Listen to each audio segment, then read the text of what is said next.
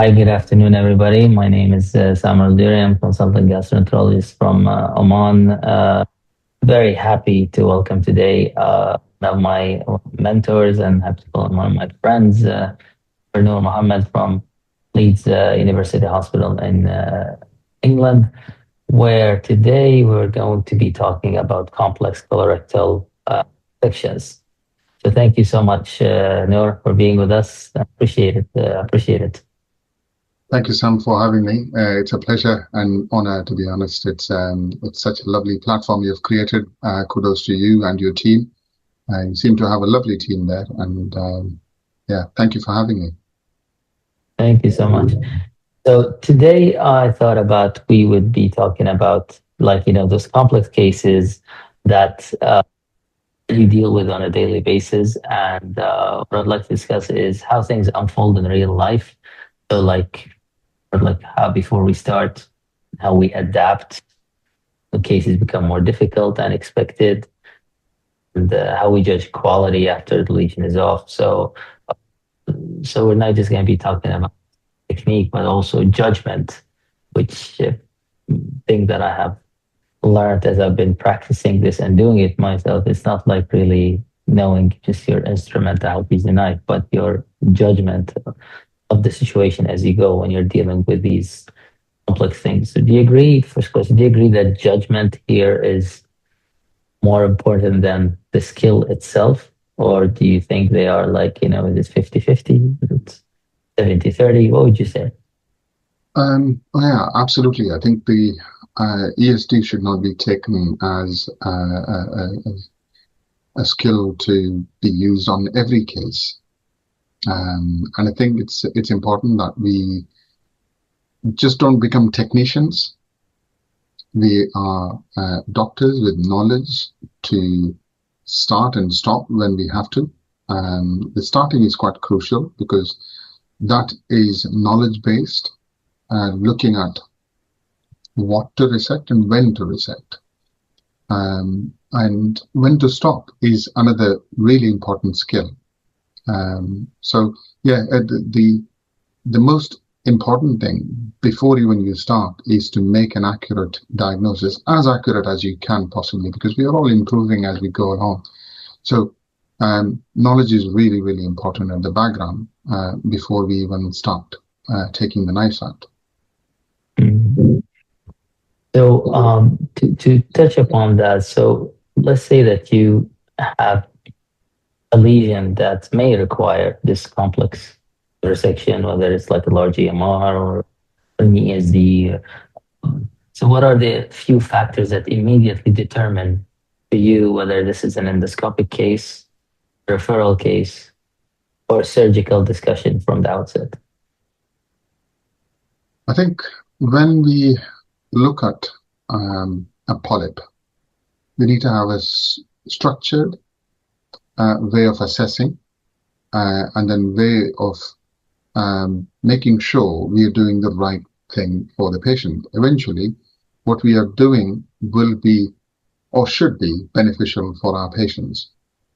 Number one, assessment if that is the right case for the right technique, whether it is for EMR or whether it is for ESD or EID. We need to make that judgment call right at the beginning when we are assessing the polyp.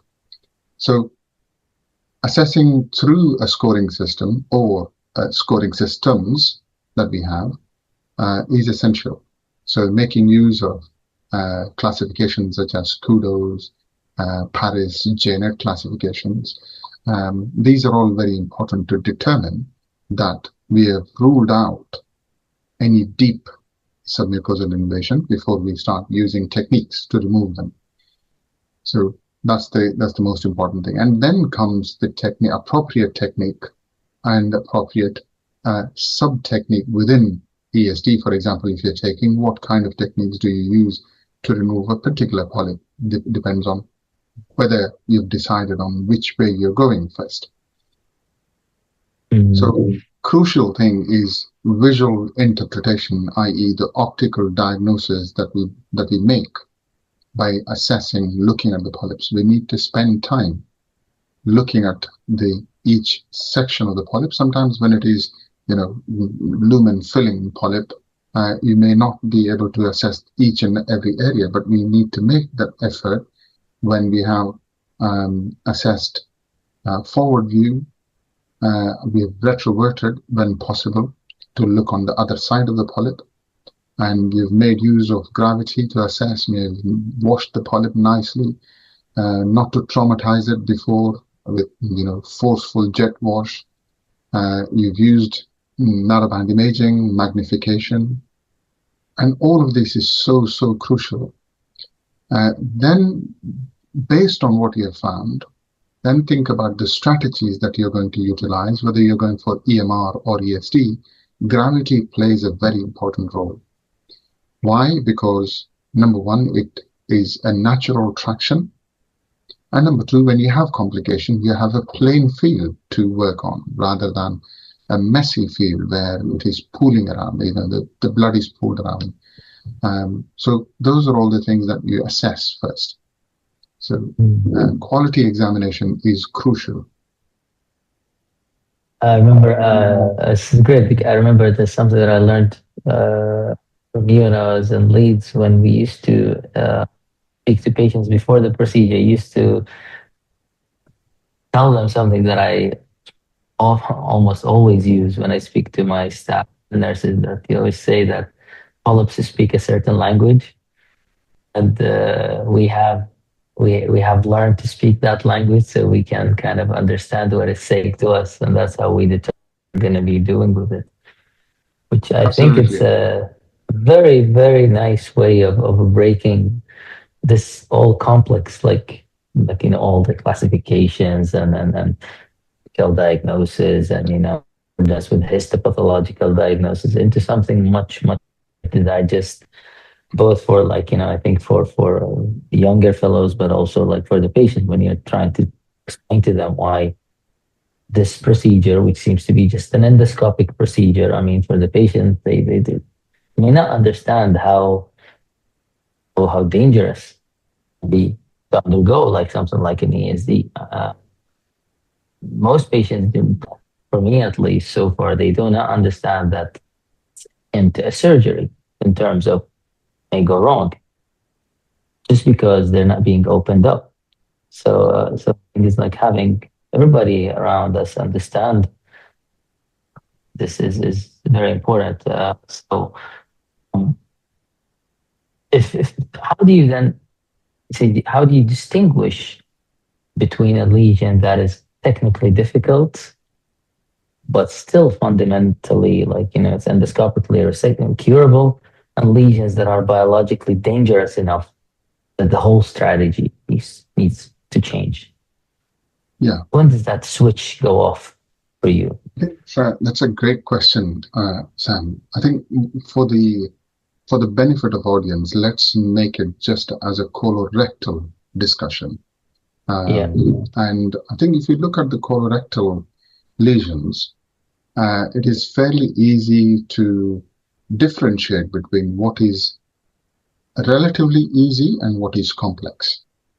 So if we divide it in that way, if you see a polyp about less than 20 millimeter, and in a favorable part of the rectum, sigmoid, or anywhere else, you have one-to-one movement, access is good, and the morphology is not complex, sitting somewhere nicely in between, not in the extremes of the scoring systems. And then you have the technical ability to remove them. So that is nice and easy, relatively easy polyp to remove by EMR, for example.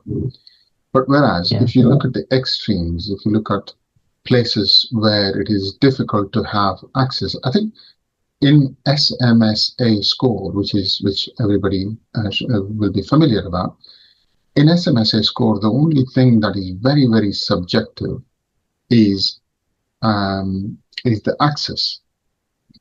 For some, it might be easy access. For some, it might be quite a similar thing, would be quite difficult. So apart from that, the rest of the scoring system is easy or relatively reproducible, right?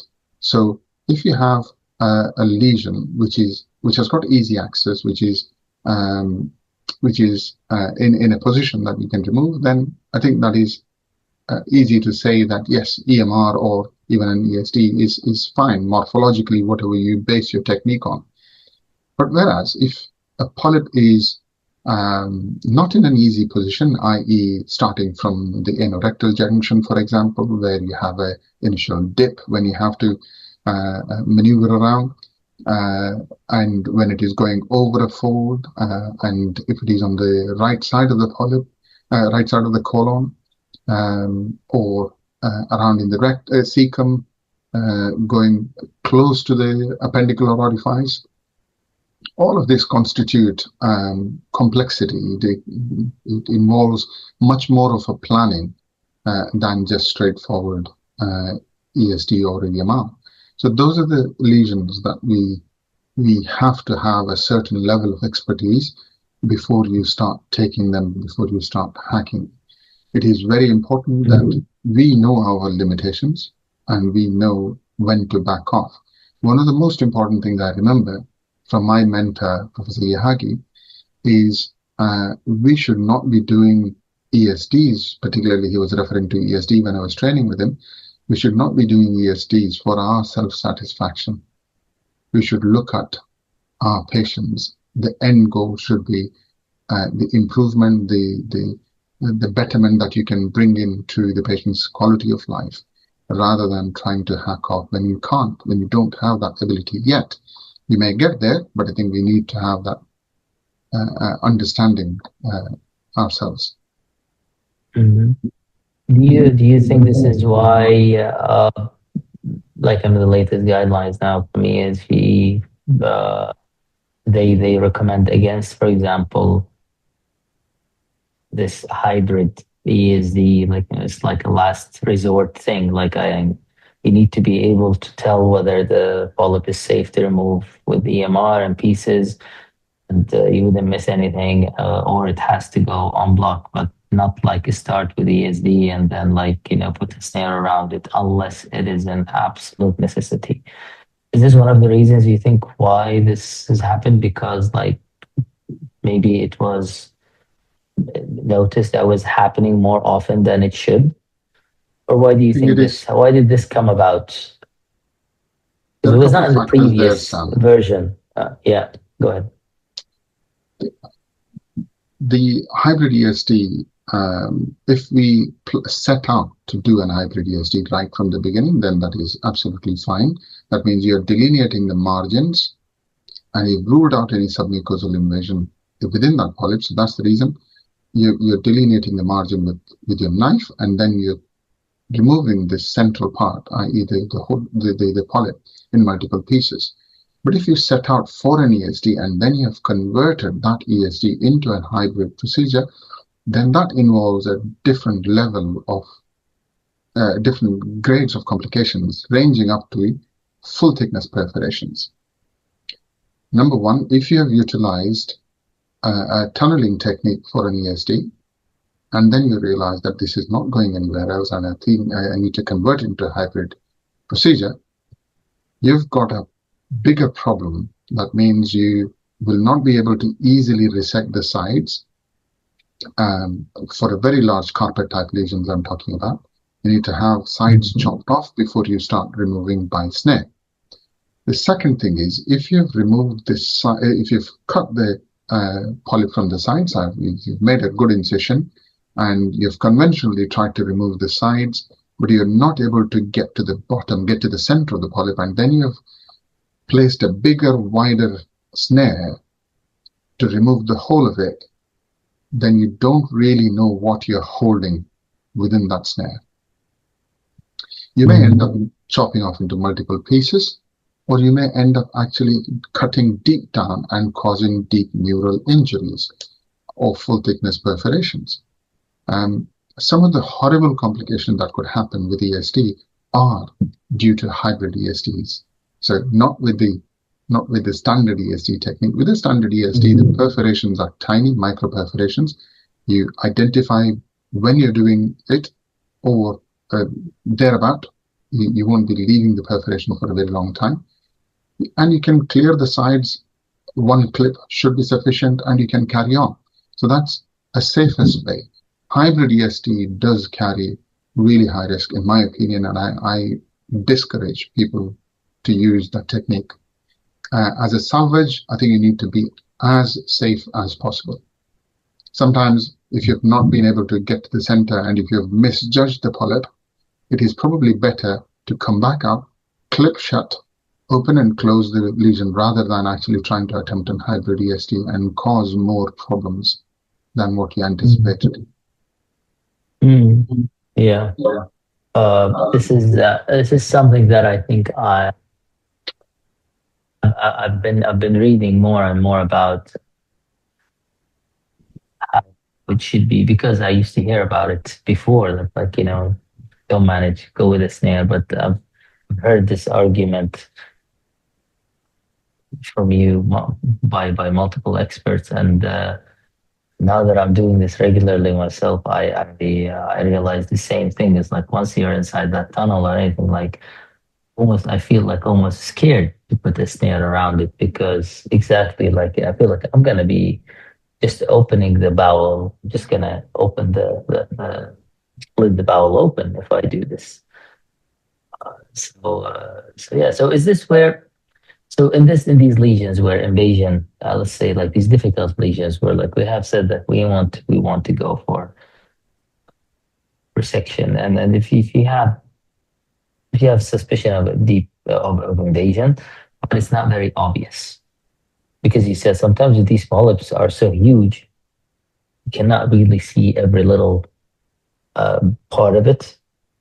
Uh, I guess your strategy is based on the worst looking part. It usually Yeah, absolutely. that So we need to be yeah. focusing on those areas which are the most abnormal within the polyp, and then Mm, back off if there is no endoscopic cure for it. If you suspect mm, severe fibrosis, and if it is beyond the rectal wall, and if you end up having a perforation there, that is bigger deal than what you set off for. So yeah. that is crucial.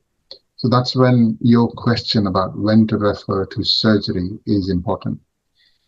In the colorectum, we've got set criteria in our large polyp or complex polyp, MDT, wherein if a polyp is visibly deeply invasive, and if you can't remove by either ESD or EID in the rectum, then a surgical approach.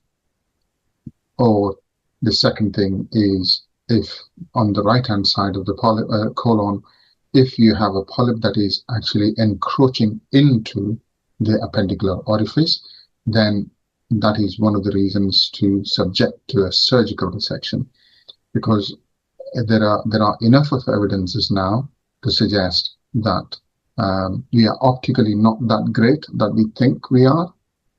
So optical diagnosis for these kind of lesions we need to improve on. For particularly EID, I'm talking about, if you're not satisfactorily there yet, so please don't attempt it. It's nice and new thing for people to attempt, so it's calming down our enthusiasms is important. Assessing it, utilizing the technique is appropriately is quite important.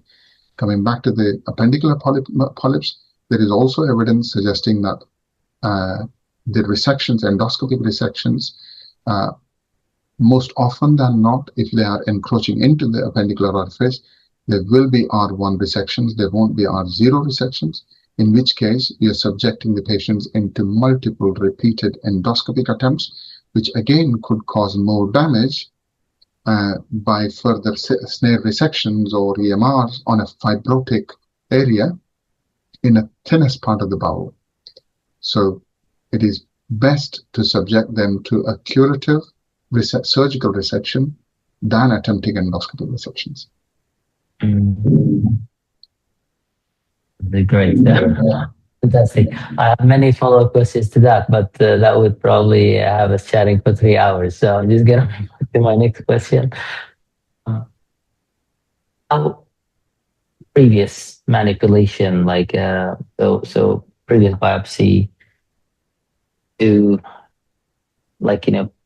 previously resected polyp with fibrosis, or maybe this like non-lifting sign, which I don't think people should attempt to do this anymore. I mean, it still happens quite a lot. So how does this change, like, not just the technical plan, but the fundamental appropriateness of endoscopic resection itself? How do you think about these things? How do you square these things? I know that, like, you get referrals from all over the place. Most probably not everybody's as aware as they should be of, like, how, maybe do not play mess with the polyp much. Maybe, if you're gonna tattoo really far away from it, not too much, and so on and so forth. So how do you square all of these things together, when you're making that decision? Just coming back to this judgment part here. I think this is a next level of complexity. What you're talking about is whether biopsies, previous interventions like EMRs, and probably actually tattooing underneath the polyp. Sometimes that happens. All of this increases the complexity. But if you tease them out, for example, biopsies, when you're a referral center, you would want to know you would want to see the good quality images, and also biopsies taken from an area that you're most concerned about, but not heavily biopsying all of the areas. For example, if it is an LSTNG, you would want to focus on a particular area when the biopsies would yield most. I don't have a problem with one or two biopsies. And they would cause some degree of fibrosis, but LSTNGs do have a degree of fibrosis underneath anyway, so it would not add significantly to the complexity. However, if you have biopsied heavily, some units do have obligation to take about 8 to 10 biopsies for confirmation of a cancer. So if that is the problem, if that is the case, then you're extensively biopsying a small little flat area, causing significant fibrosis and problems while we are resecting. I would discourage that. The second question is previously hacked polyp, and I think this is where the problem of either recurrence of a previously multi-piece EMR or residual polyp, which we have not been able to remove by whatever technique we have utilized, EMR, cast, or whatever, we've not been able to. So those are slightly more challenging, and where if you have a small little area and which is easy but feasible to remove by an EMR technique, then we would go with that, and particularly use a monofilament snare, which is a nice sharp snare to help cut through the fibrosis. But equally, what we need to remember with monofilament snare is the electrical conductivity with these kind of snares is really high and may cause mural injuries, and people have reported perforations with them. So you've got to be careful with that technique. But whereas if you have a bigger area that needs to be removed, which is a recurrent area or a residual polyp, then you might think about the level of fibrosis and if you can remove them with ESD. It's not an easy procedure, but it is doable with either traction, water traction, or mechanical traction. It might be helpful to do that.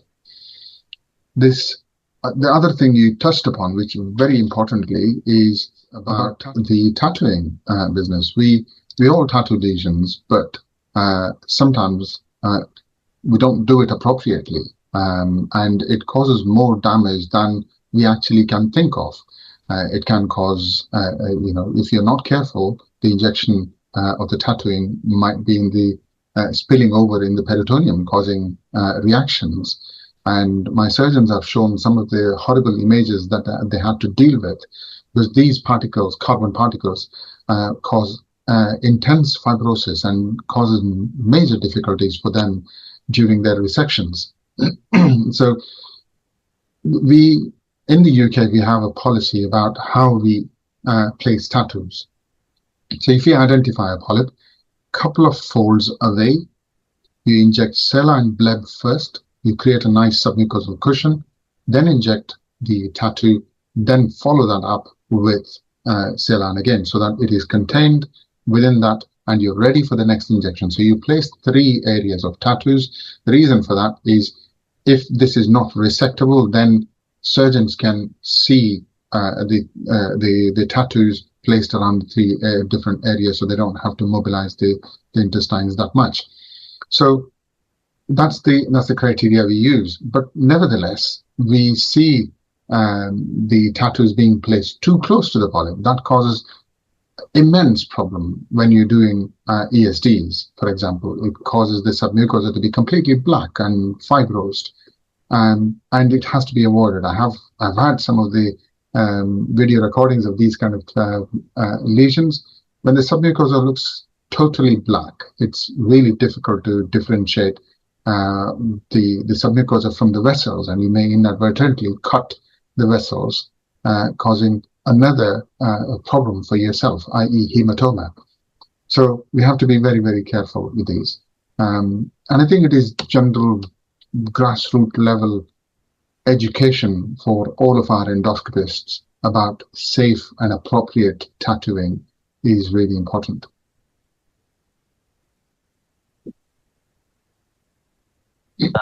Something that I've encountered quite often, not being done the way, even for lesions that will go to just surgery, where huge amounts of ink are being injected right away into the well, it's not even going into the submucosa, it's going all the way out, because, like, these needles, standard needles, are quite long too, right? Like a 5 mm, if you embed it the whole way and you go, like, straight perpendicular to the bowel wall, you're definitely gonna end up outside. And sometimes doctors wonder, okay, why am I not getting any lift here or not? That's because everything's going outside, So totally agree with you there. It's something that requires, like, still requires lots of education for, I think so. But out of these interventions, out of these, like, interventions that we've spoken about, which one do you think is the most detrimental, or does the most lasting harm, that would complicate things the most? Biopsy or previous intervention? I think previous interventions you will always encounter. As a referral center, you will always encounter, because people are trying to do their best in these smaller hospitals, district general hospitals. They are trying to remove the polyps with their best intentions, and sometimes you have recurrences, and that's known even in high volume centers. Recurrences are common, and there are various prevention strategies that we used, and we are still not down to anywhere acceptable levels. Even in high volume centers, 2 to 5% of recurrence is acceptable. But when you don't have that much of volume, when you don't have the level of expertise, then the recurrence rates would be higher. That's where grassroots education is important. Upskilling of these endoscopists are important. So that is fine for me. The thing that is not acceptable is to have a tattoo right underneath the polyp. That is something which is really inexcusable. We need to have an appropriate technique. Despite that, then if you have encountered issues, that you can't do anything about it. You also mentioned in your last comment about the non-lifting sign. And your comment was really, really important, Sam, that we should not be utilizing this crude level of assessment. It was the deciding criteria before, in the years gone by, when we were not so good at optical diagnosis, to assess the lift and to base our technique, i.e. EMR back then. to remove the polyp or to leave it to surgeons. But that can be difficult, you see. There are different techniques. Some people inject too much and then in the sides, and then it becomes a pillow sign, and then you refer that for a surgical resection. And most of these polyps were benign. So non-lifting sign should be obsolete in my opinion, to be honest, but it is still the commonly used technique to say whether this is removable or non-removable polyp. But more than the crude sign, we should be educating ourselves on reading the polyps, i.e. assessing them with whatever techniques we have, underwater with magnification, with your virtual chroma endoscopy, dye-based chroma endoscopy, whatever you do, you try and assess and optically make a diagnosis and predict the histology before you start using the techniques to remove it.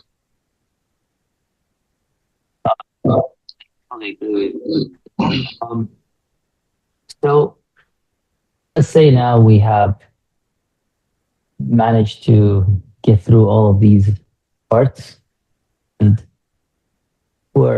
we are now like in that intraoperative stage, and we're just starting a difficult case. What tells you early on that your original strategy that you had, like, thought about,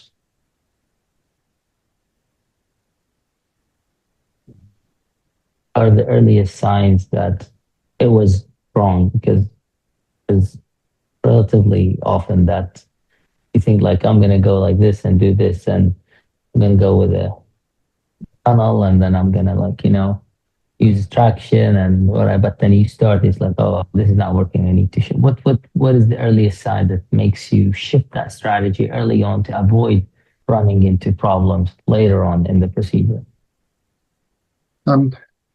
It's a good question, Sam. The things what we need to understand is we need to go in with a mindset that if we are converting from one strategy to other strategy, it's not a failure. It's actually utilizing strategies for an outcome that we desire or our patients desire to have.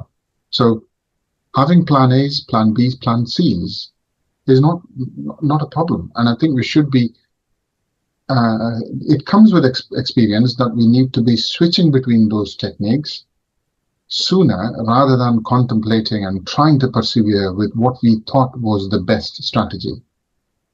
So adaptability within and during the endoscopic resections is really important. So let's break it down. So when you have, for example, a complex rectal polyp rather than anything else. So rectal polyp going over a fold, and it is covering more than 50% of the circumference. You have a strategy, and you have assessed the patient on supine first, left lateral first. You have assessed the gravity, and then you have made a plan that my initial incision would be on the oral side of the lesion first.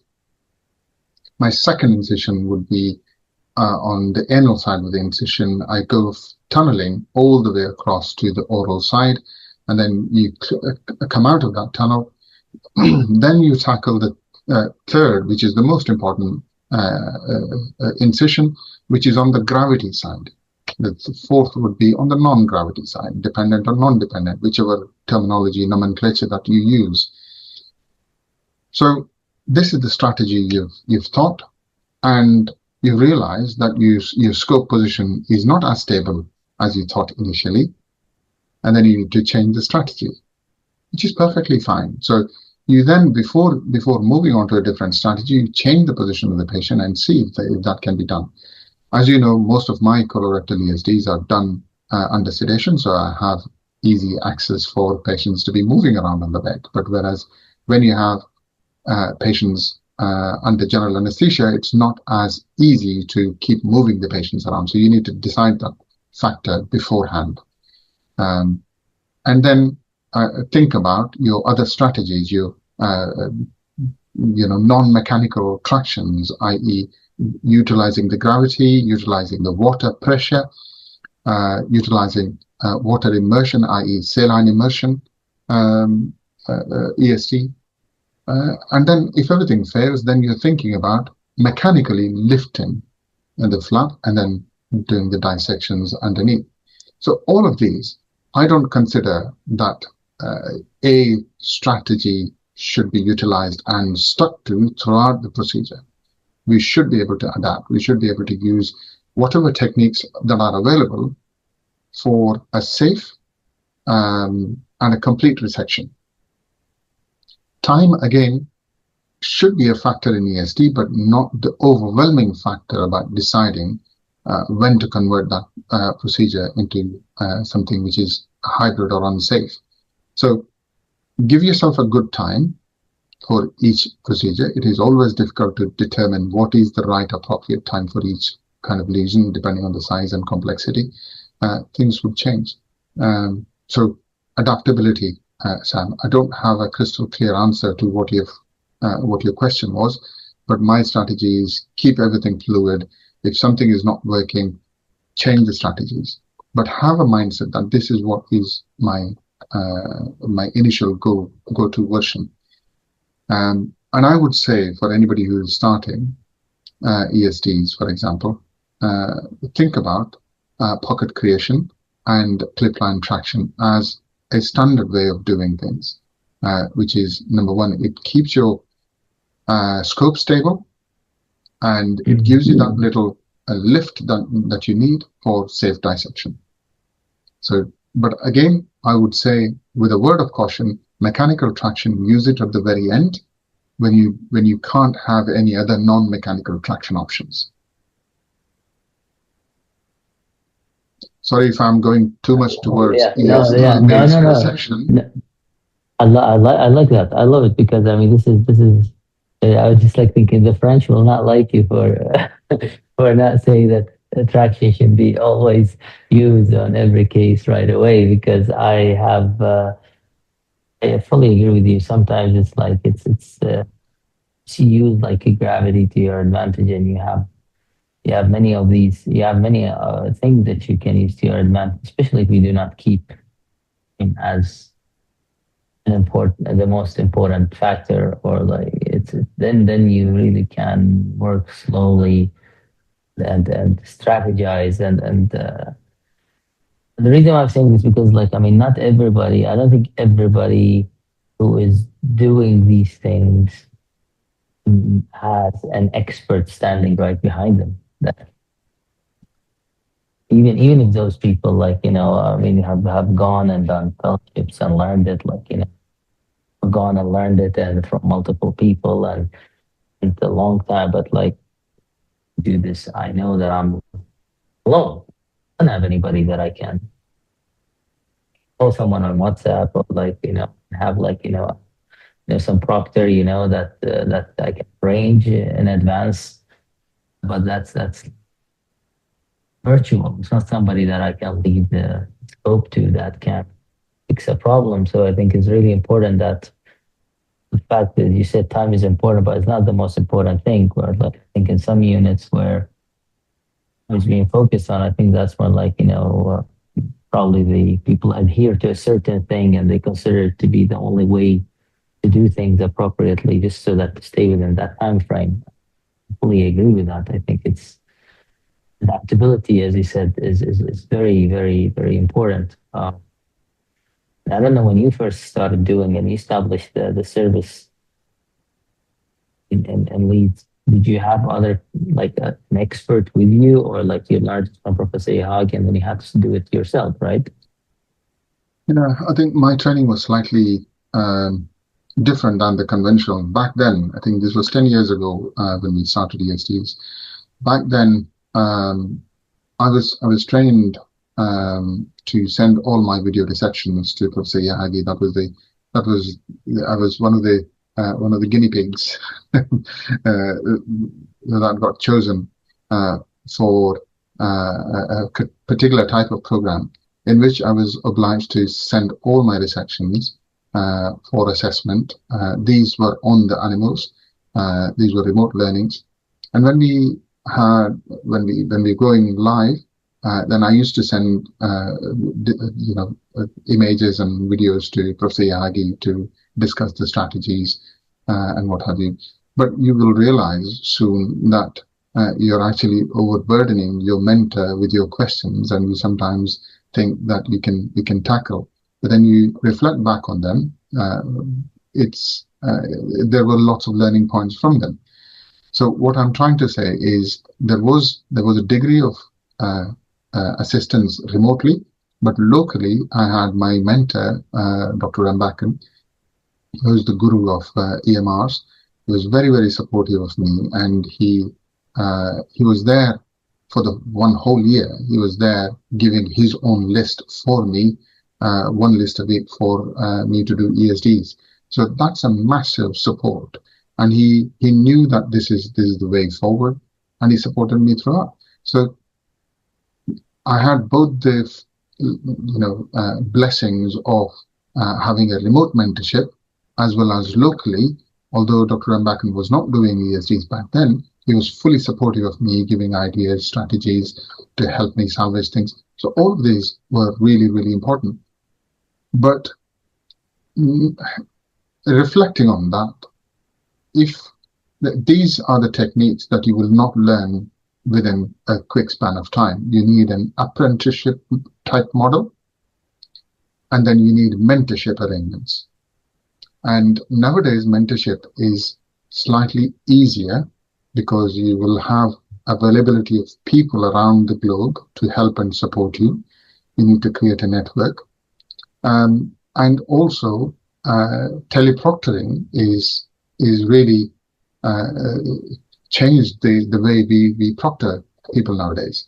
Um, and things like platforms like Chip, Proximi, and the most recent one, which my dear friend and colleague Amin Haji from London, from King's College, is using Chip platform for Mentix, which is actually having loads of mentors around to support people who need that support remotely. And that is something which is upcoming, and I'm excited to see how that changes the landscape. Yeah, definitely. Nowadays, there's a plethora of also of virtual learning platforms for people that can spend so much time on learning like the theory and then different strategy and hear different people how they do things. You can do so much before you even like put your hand on the scope, I think. And this thing with the apprenticeship and having to go and courses or like fellowships to learn these things, it is becoming more available, albeit not like maybe not as structured fellowships. They're not that widely available, but I mean, there are many people out there, such as yourself, who are very much willing to share their knowledge. And I think this is you should just find a really great mentor and trust them with your, let's say, with your weaknesses and your insecurities, because I think it's also for humans at the end of the day. I mean, if I just zoom out a little bit from this whole idea about like just doing the procedure itself,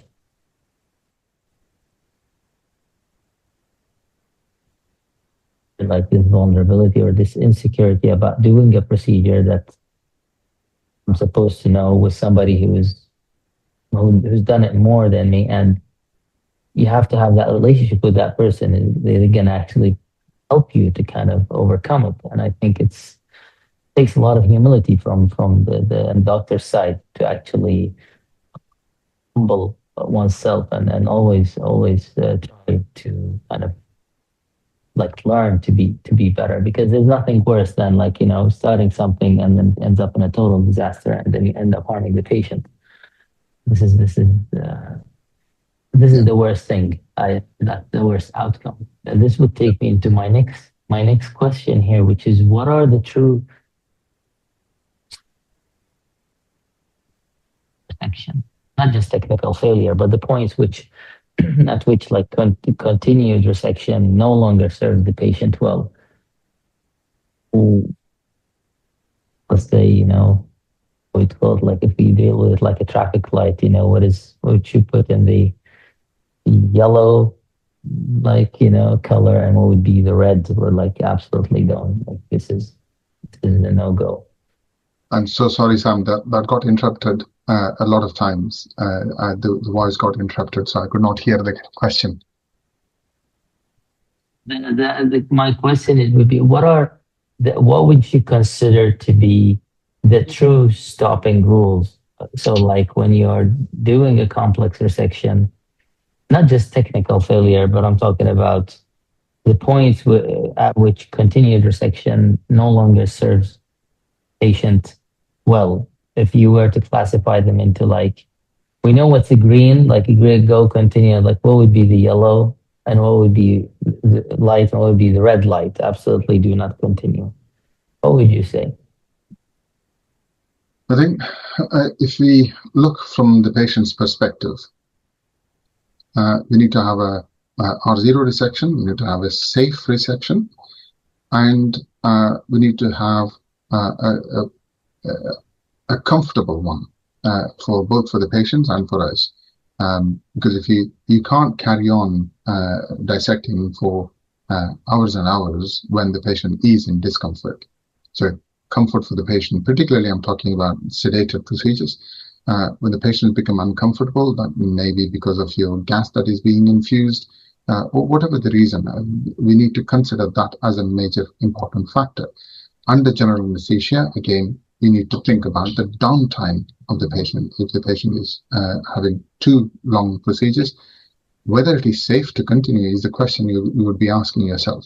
So think about all these things before, as a showstopper. If it is too uncomfortable for the patient, then you have to stop.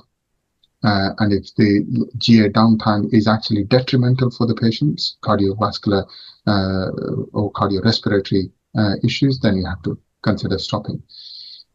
Otherwise, technically, most of these things, if that is sorted, most of the technical side of aspects is fine. We can handle. But again, we need to think about our own limitations. What are physical ability? How long can we continue without actually stopping and without actually feeling that musculoskeletal burden on ourselves? Or what the technical problems that we could encounter. For example, if you have on the right side of the colon, if you have a deep fibrotic area and you can't remove it, then you have to back off. That we should have predicted that beforehand. If sometimes it happens when you embark on things might change and it might be a different polyp altogether than what you've anticipated. And those are the things. If the risks of complications take over the benefits, then think about stopping it. Think about what you can do safely on that area. Think about if you can, if you've almost removed the polyp and a bit of that is remaining, then you need to think about whatever you've removed to be removed piecemeal, because you can't leave the whole area just like that. Otherwise, it will all be necrosed by the time the patients go for surgery. So these are the important things that you need to remember. Very good. And in terms of the most common problems that we encounter when we're doing these procedures, so I'm talking about bleeding, deep mural injury, and perforation. Yeah. I mean, How do bleeding you and decide? perforations intra-procedurally, they can still be managed. You've got you should have the technical ability, and also you should have the equipments to deal with the bleeding, and both the perforation as well. So, as I said to you before, these perforations are small perforations, and if they become if they're causing problems for the patient, i.e. abdominal discomfort and pain, then you need to think about just clearing that side of the submucosa, clipping it tight shut, and then see if you can continue with the procedure. Most often than not, if there is not much of seepage into the peritoneum, and if the patient is comfortable, you can, most often than not, you can complete the procedure. And bleeding, you've got equipments nowadays with both monopolar and bipolar coagulation graspers. You also have RDI with Olympus, ACI from Fuji to help you locate the bleeding point and then pinpoint coagulation for that.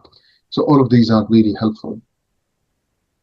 Those I don't consider them as a showstopper.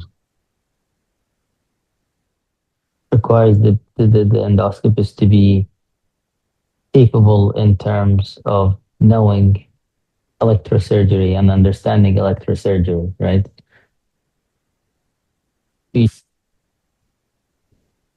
On the settings that are saved on your electrosurgical unit, right? Because you need to be able to understand at least a certain degree how electrosurgery behaves so that you can adjust it according to the situation. Would you agree with that? Because I've heard the counter argument of like, well, why would you need to spend your time learning physics when you already have like all the settings saved for the different like scenarios that you may encounter? I think there's a truth in having a standardized method of doing it. So there is a truth about having electrosurgical settings preset in the unit for not only for yourself but for the junior colleagues who are still understanding the dark art of diathermy. But it is equally important to change settings depending on what you're encountering in the submucosa, whether you're pre-sealing the vessels, for example, or whether you're dealing with the fatty tissue in the submucosa, or whether you're using under saline technique. All of these need to be changed accordingly. So you cannot have just one setting, but it is important that we will learn and adapt settings. And for those who are learning this, again, in an apprenticeship model or whatever type of model, it is a continuous process of learning. Up until then, having a standard is not a problem, I think, in my opinion. It is. And so after a difficult resection, so what makes you satisfied that this case has been handled well, not just technically, but also oncologically and strategically? What are your like the goals of like the what would you say, like, okay, this went perfectly well and this did not go, this went okay but not perfect? I think the most satisfying lesion resection is when you have actually accurately diagnosed or predicted the histology, and the procedure strategies that you have planned have gone as per your plan. It was a safe resection and you've not caused any blunders inside. I mean, blunders are, it's a wrong term to use, but nothing major disastrous has happened while you're doing the procedures. You were comfortable, your staff were comfortable, you've dealt with any of the complications that have happened, and at the end of it, the outcome from endoscopic resection was satisfactory because you were satisfied that you've removed from everything, from the sides, and from underneath, you've removed all the submucosa that you can think of removing. And end of the day, the patient has been discharged on the same day or the following day, whatever the strategies of the units are, safely. So those are all the immediate satisfactory results that you can expect. And being critical is important for ourselves, but being congratulatory and not being overcritical of how things have gone is important. Otherwise, you'll beat yourself into submission for things that you're still learning. It's a continuous process. So it is important to reflect on, but not to be overly critical.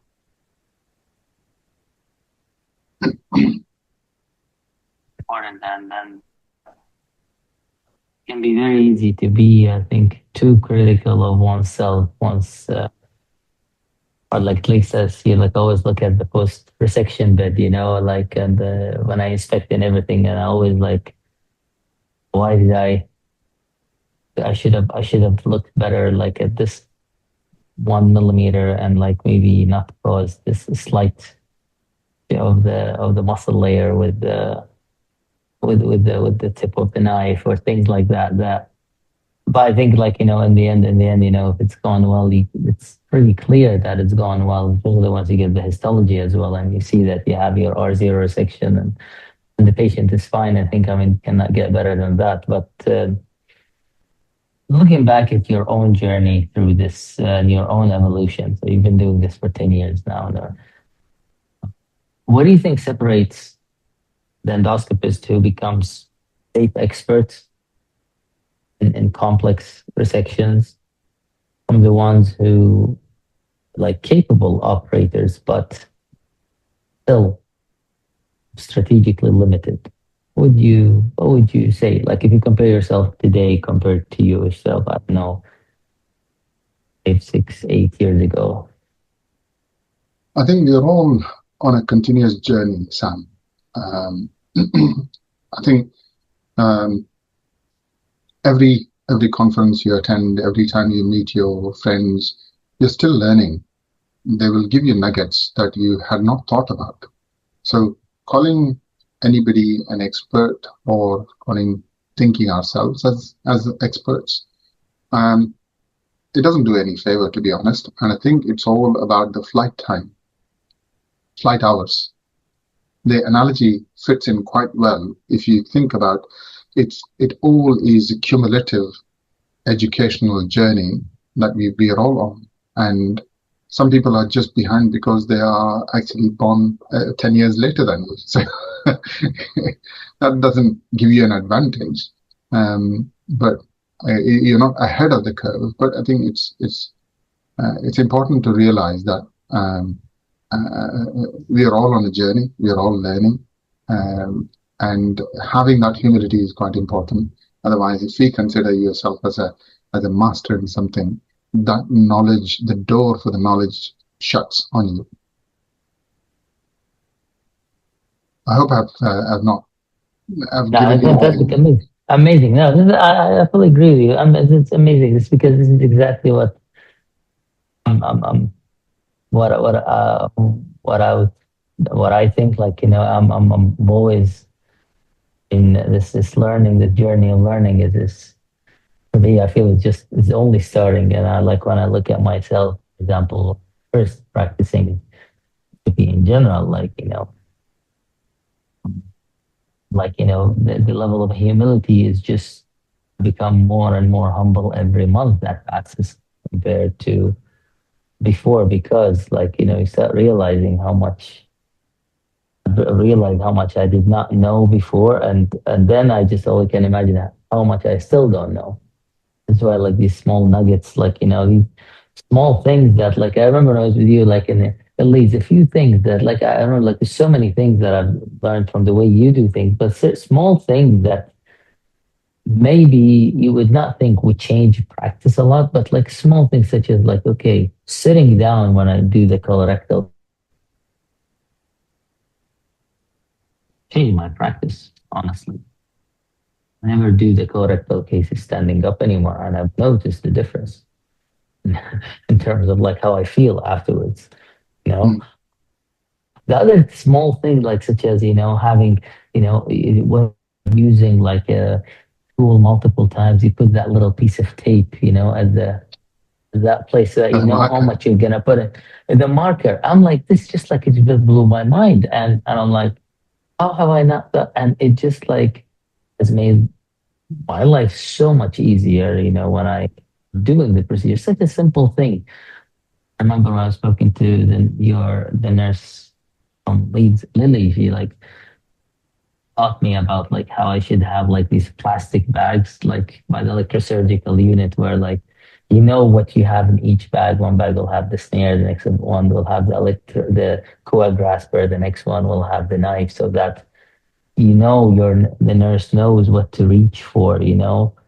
what part of the procedure, and like, instead of having everything inside that tray and having to fish out something, Yeah, multiple times, these small things really, but I mean, cumulatively, they definitely save time and save some effort and some frustration, I guess, during the procedures. So no, I fully agree with you, man. Um, the last thing maybe that I thought maybe we could spend a few minutes on is some visuals. Maybe if you had something to that maybe you can show us and that we can share to the audience. can you see that? Okay, so this is a rectal polyp, and this is use of both mechanical traction and saline assisted, i.e. water pressure we are using. I don't think we're using fully water immersion technique. So we're using dual knife. We are cutting around the polyp. So this has already been, the inner oral side has already been incised. So we are going fully onto that anal side completion. Uh, as you know, incision should follow trimming, which is dissecting underneath the lower lip of the polyp. So that is the last bit remaining before it is closed. So remember, when you're using mechanical traction, the idea here was to use mechanical traction. So in these kind of situations, you need to think about completion of incision before you use mechanical traction. So that's what we have done. This video is sped up, so bear with me. So once you've lifted the polyp, the submucosa becomes clearer and easy to see.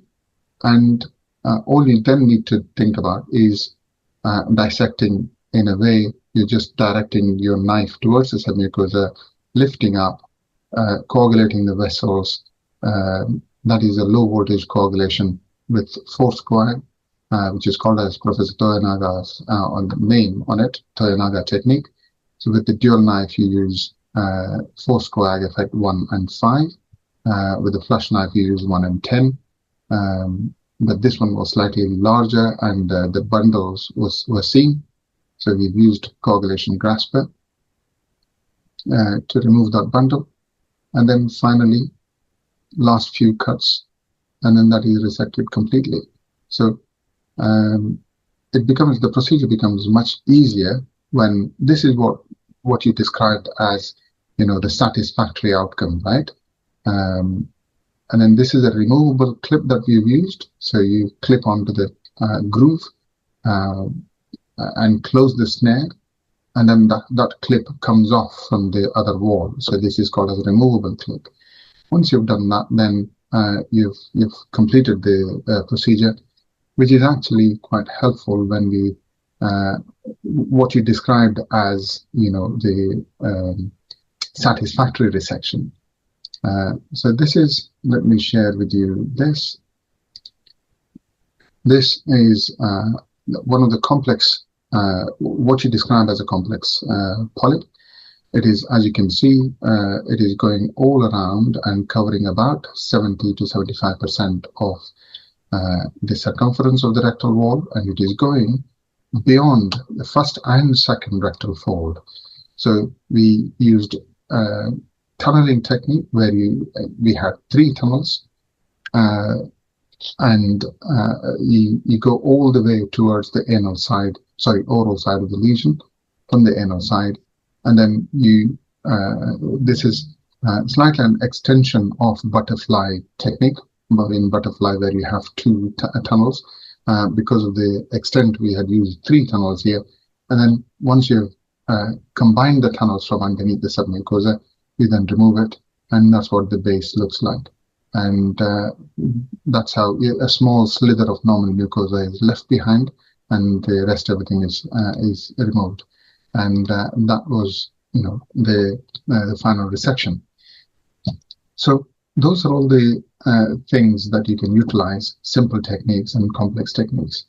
Now, for the sake of showing some defects. Let's go to defects such as an EMR defect. So on this side of the polyp, this is it is looking at like an ugly polyp, and it has got telltale signs that it is not actually lifted quite well once we've injected. And that you can see that if the snare has cut through and caused a deep muscle injury. That was recognized right earlier on, as soon as the polyp was removed.